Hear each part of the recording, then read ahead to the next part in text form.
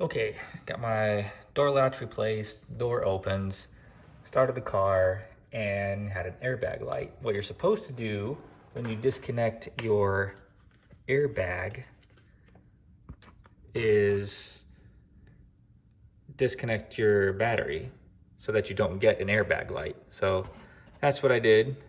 And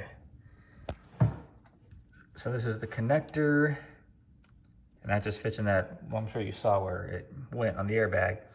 There's a connector lock.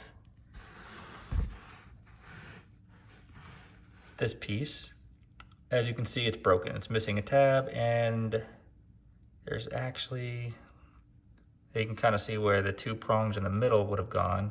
There's two spots right there.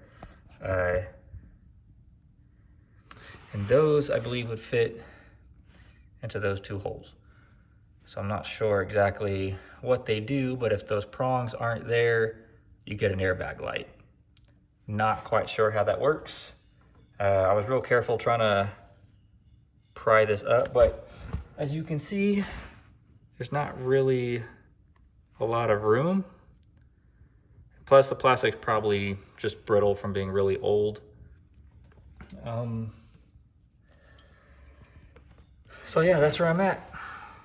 I seen online some people, or one guy actually, from a credit card, actually, where'd that piece go? Oh.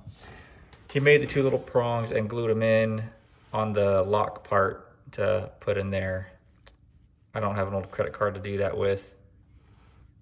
This whole wire right here is like $57 online. I could probably just cut it and splice it in. The only thing I'm sort of worried about is I guess doing that with real sensitive electronics sometimes doesn't work too well. I don't see why it wouldn't work. All this needs to do is get a signal to the airbag that it needs to go off.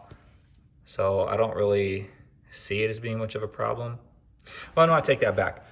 Because I have an airbag light because of this, then obviously this is powered. But I don't really see it being a problem. It's more like just a check, right? It's got to be a pretty simple circuit. Just checking it should be good. And plus, like, you can pry this up a little bit. It actually kind of disassembles, not all the way. It's connected like right here. It's like all one piece, but that flips up and you can take these wires out. So I might try to do that with the new one just to keep the wires not spliced. This goes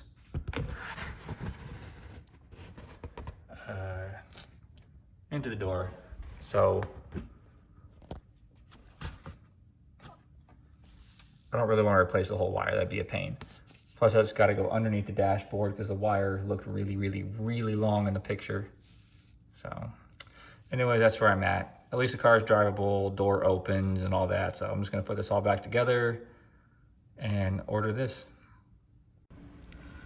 So this is what I'm talking about. This is what somebody did to fix theirs. This piece I don't think is too terribly important. I think it just keeps this seated in place when you push it down into the connector. Somebody said this prevents shorting, or I don't know, they worded it funny in the forum that I was looking at, but these are the pieces that broke off on mine way down here. This guy just cut up an old credit card to make that work. That's the part number for the wiring harness for an E46 M3.